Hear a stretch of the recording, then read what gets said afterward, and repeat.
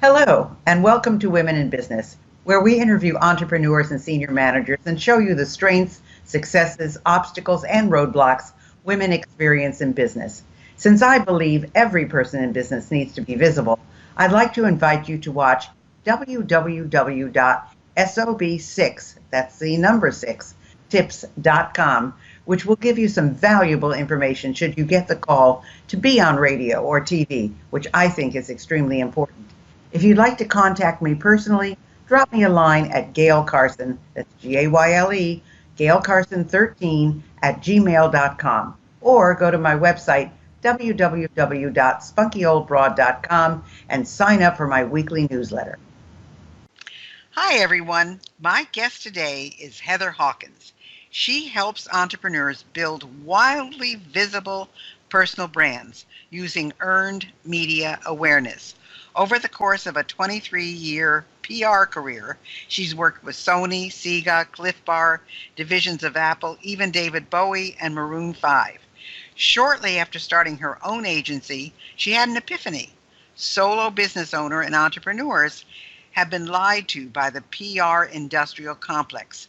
Not only can solo business owners do their own PR, they can do it better than an agency can at any price. And the long-term business dividends are massive. Now she's on a mission to empower entrepreneurs to take their rightful place in the media spotlight through her elevation, visibility, one-on-one, and group coaching programs. Welcome, Heather. Thank you, Gayle. It's such a pleasure to be here. Well, it is wonderful to have you because certainly our listeners need someone like you to show them the path. I firmly agree with you. I think that visibility is so important. Video is important. Podcasting is important. Radio appearances, TV, everything. So tell us first, what does earned media mean, or even PR? Most people know what PR is, but what are the opportunities for growing your business with an earned strategy? An earned strategy. So I define an earned strategy as any opportunity for you to get your name out there where there is a gatekeeper. So it's any time that you can pitch a reporter and that reporter puts you in their article. Anytime that you can pitch a podcaster, that podcaster puts you on their program. Anytime even that you can pitch somebody who's putting together, say, a conference, and they put you on the stage at that conference as a speaking opportunity, because I think that there's a lot that happens when there's that gatekeeper that gives you a halo of endorsement that just doesn't happen if you're, say, writing your own article in like a submitted or bylined article strategy, or if you're paying to do, say, sponsored podcasts on somebody's podcast, and it's pretty clear that you're there as a sponsor versus because you've kind of earned that place in the spotlight. Well, you still have to know who to contact, and you have to know who is the best and what is the best venue for you. So what are the benefits for a busy entrepreneur, business owner who may not be able to, section off a part of their life to do this? Yeah. Well, here's the thing.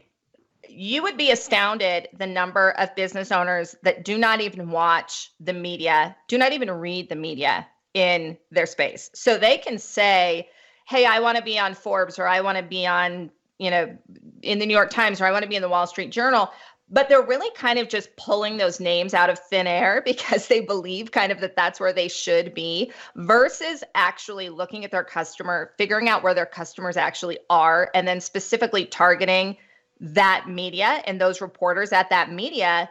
There is such a value in learning those kinds of things about your industry. So I would say, first of all, yeah, you do need to take some time to look at what's happening in your industry, but the value is huge because I guarantee your competitors are not reading the media of your space either, but your customer is. So I think that whatever time you spend pays absolute dividends. And then it's also just going to make you that person who, when it's time to reach out to that media, you're going to stand out, and it's going to be a relationship that becomes long-term and two-way. So I love it when my clients say, hey, I just got called by TechCrunch because they're doing something about my space and they remembered me. Like, that's the value of being the person who develops the relationship and doesn't just spam out the media alert or spam out the pitch to everybody. And that's really what I teach, is a relationship-based approach to doing media relations. Fantastic. Well, it does take time and energy and effort. So what's the vitally important do not pass go first step before you start talking to them? Yeah, before you start talking to media, you have to understand who you are.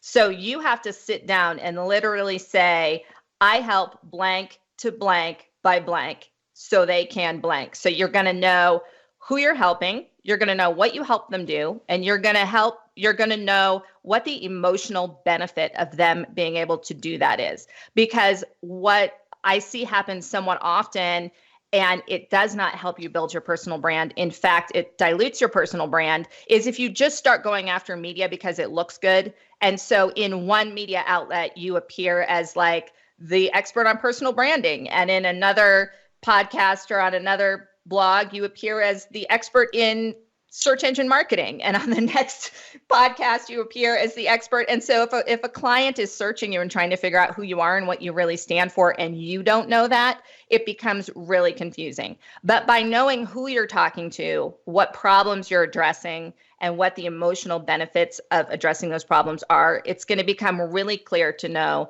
what media should you be talking to, what opportunities should you be pursuing. If you're interested in doing a proactive pitch to somebody, knowing what that pitch should be about and what kind of topics you should be addressing, and which ones you can just kind of say, it's a trend, but there's no reason for me to jump on the bandwagon and talk about this thing that doesn't really solve this problem for my target customer. And it's interesting because you are absolutely right. I mean, nobody wants to turn down anything. So, yeah, I can talk about this and I can talk about that and I can talk about something else.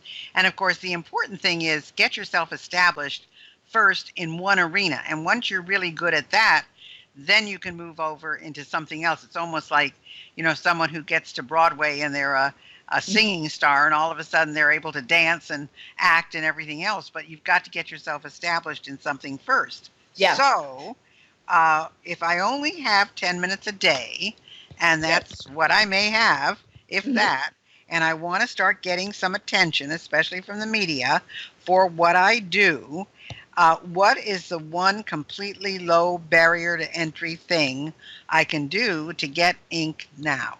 Yep. Absolute lowest barrier to entry of all things ever. Go to your web browser, open your web browser, type in helpareporter.com. That will pull up a website. You can sign up for alerts where media who is looking for people just like you, I get 160 something queries every morning that says, I'm looking for a hypnotherapist who can speak on this topic. I'm looking for an expert in digital marketing who can speak on this topic. I'm looking for a doctor, a dermatologist, a nutritionist.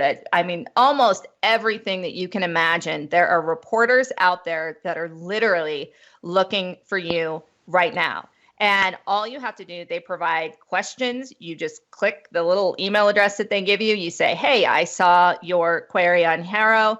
I happen to be a nutritionist. Here's my answer to your questions. Here's my web link. And, media, this is the thing people don't realize. Media is on task with writing articles every single day. I think you said, Gayle, that you're recording 6 radio shows a month. I don't know if that number is still correct, but it's like, that means you have to find 6 people. So if people that are smart and understand what you want get in touch, it makes your job easier. And Harrow is one place where reporters are out there literally saying, please talk to me, please answer these questions for me because I have to file a story tonight. And it's just a great way to no barrier to entry, start getting the word out.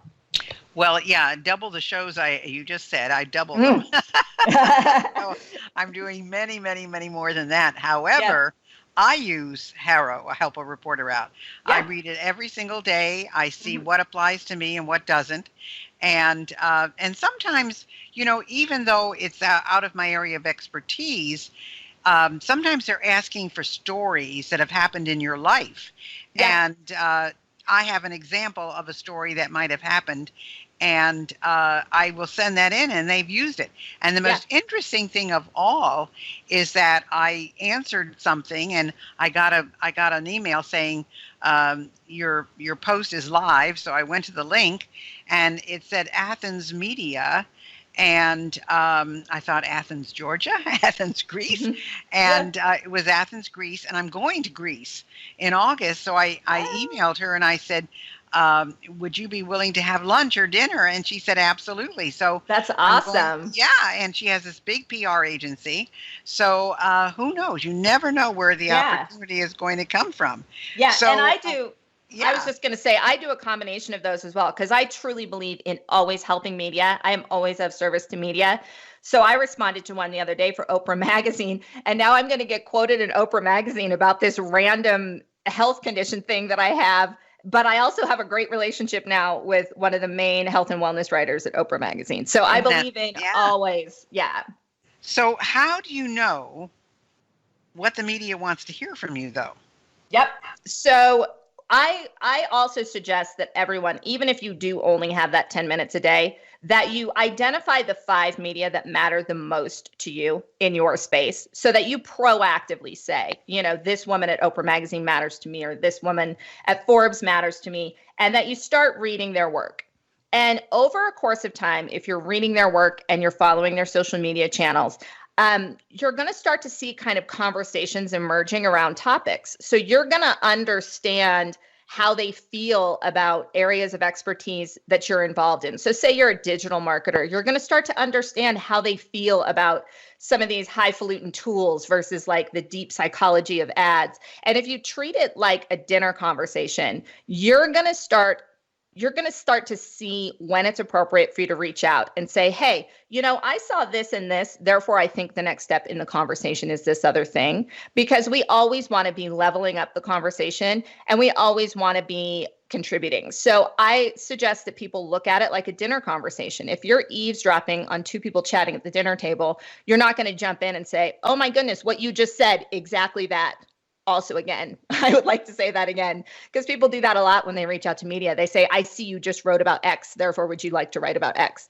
No, they want to actually move on to Y and move on to the next step in the conversation. And I feel like that dinner party, looking at it as a dinner party conversation, is a great way to know exactly where they're going to want to go next and where you can contribute.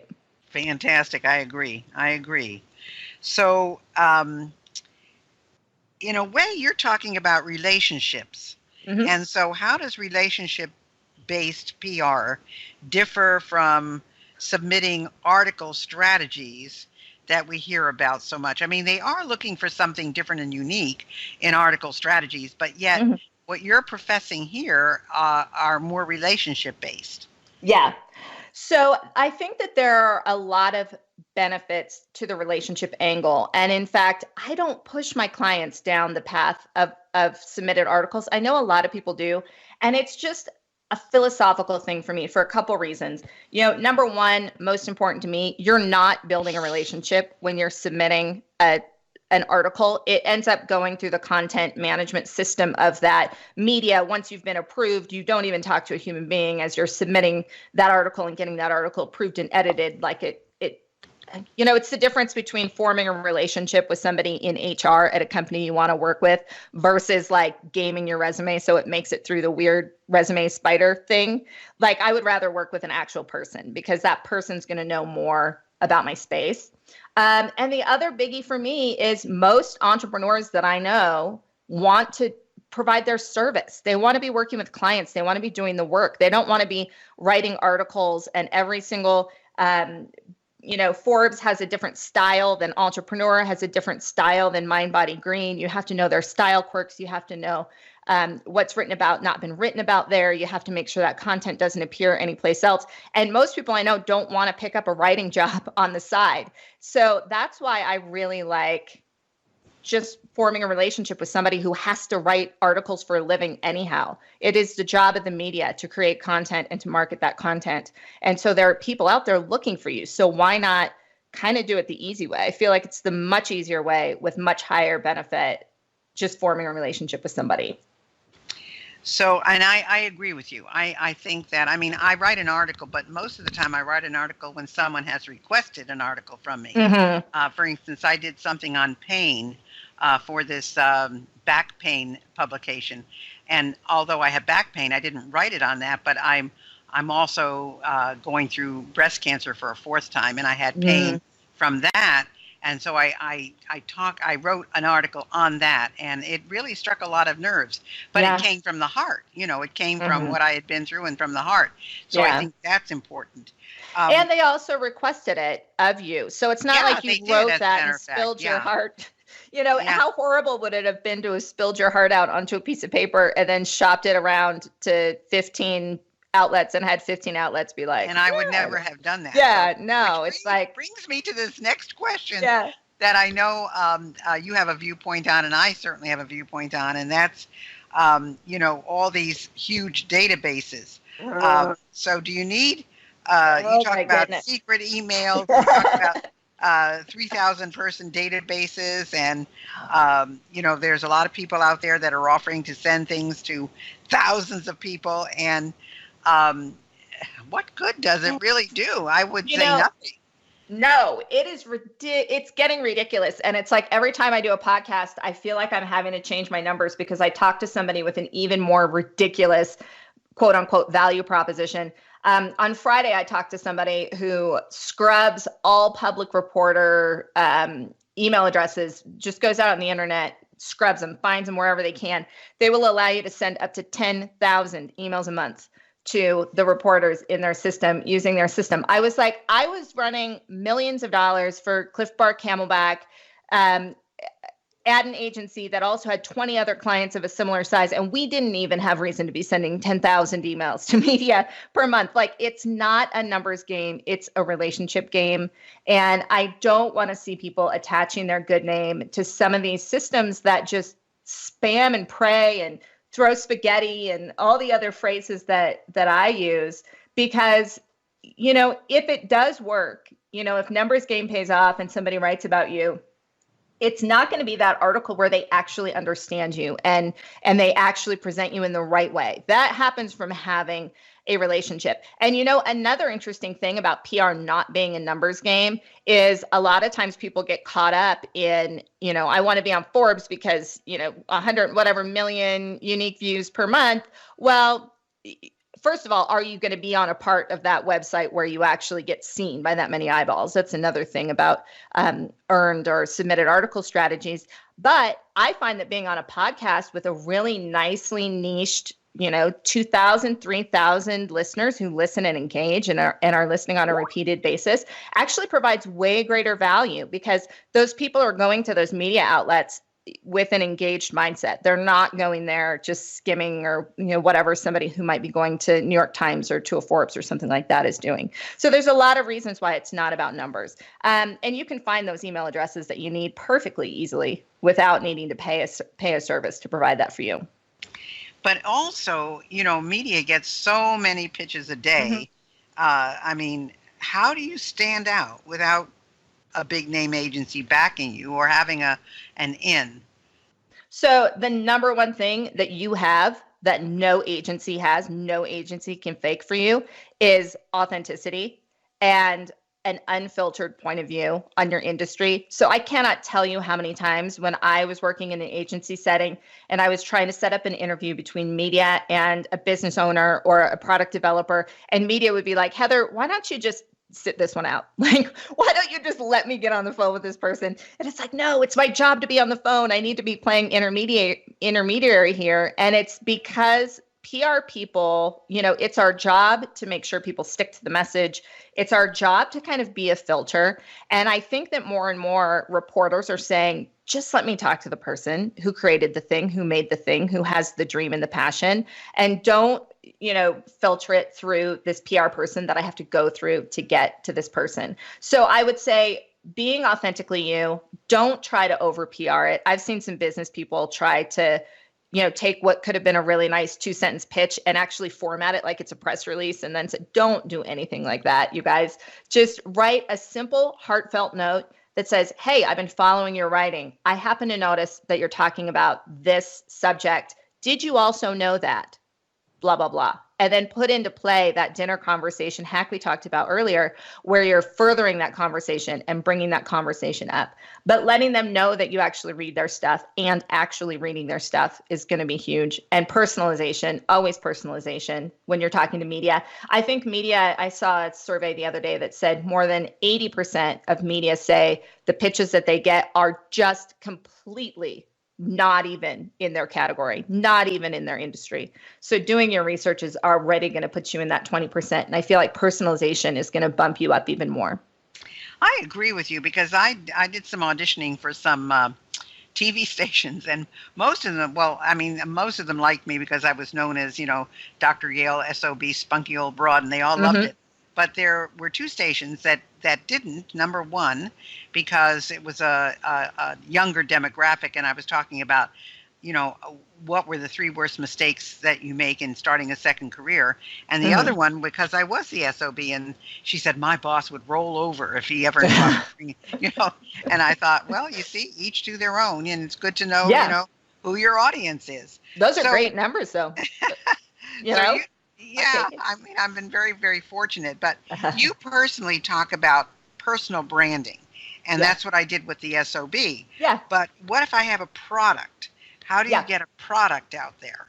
So if you want to get a product out there, absolutely, 100%. You as the person who made the product need to develop a personal brand around yourself. So for why you were the person to create this problem or to create this product to solve this problem. So if you go out to media and you say, I want you to write about my widget, they're going to say, let me kindly, shuffle you over to the ad people, because they're more than happy to help you figure out how to talk about your widget in our publication. But if you come and you say, I have this story where I really had this problem, and as a result of me having this problem, my mom having this problem, people in my community having this problem, I created this thing, and this thing changes lives. And let's talk about the trend around people who have this problem. So you have got to apply that kind of stuff to a product. Otherwise, the opportunities for coverage are going to be very, very limited. And, Harrow, going back to that one, Help a Reporter Out, it's a great place. They do gift guides all the time if you just want to get some gift guide coverage. But if you actually want to create a movement and a phenomena, you have got to build a personal brand around it. It's almost like going on Shark Tank. Yeah. Well, we have about 3 minutes left, Heather, and I want to get your contact information out. Where can people find you? And I know that you've got a quick start video course for them as a gift. So tell us a little bit about where they can find you and so forth. Yeah. The most evergreen place for you to figure out what I'm up to is to go to heatherhawkins.live. And that will have a link there where you can download that free e-video course that I made. And if you want to get in touch with me to talk about coaching or anything like that, you can also do that there. And then I'm also quite active on Facebook doing lives and things like that at Heather Hawkins Biz is my business page. Or I have a Facebook group called Media Mavericks that you can join for free, where it's just a community of people all trying to get visibility for themselves through the media. Wow, that sounds terrific. So remember, go to her website, which is heatherhawkins.live. And then if you want her course, that's, I think, where you will find that. And then on Facebook, it's Heather Hawkins Biz, B-I-Z. Very, very good. Well, I want to make sure I get this last point in because this is important for our entrepreneurs and business people. What are some things solo business owners should watch out for when navigating the world of PR? What are the red flags? Oh, so it kind of goes back to these people that are offering to spam huge numbers of people with your stuff, people that are guaranteeing coverage, people that are saying, we can get you 50 placements a month for, blah, blah, blah. If you give me $400, I can run a press release and I can say that you were on all sorts of websites that will totally spin your head tomorrow, but nobody's seeing that. It's not making a difference in your brand. It's not actually moving the needle.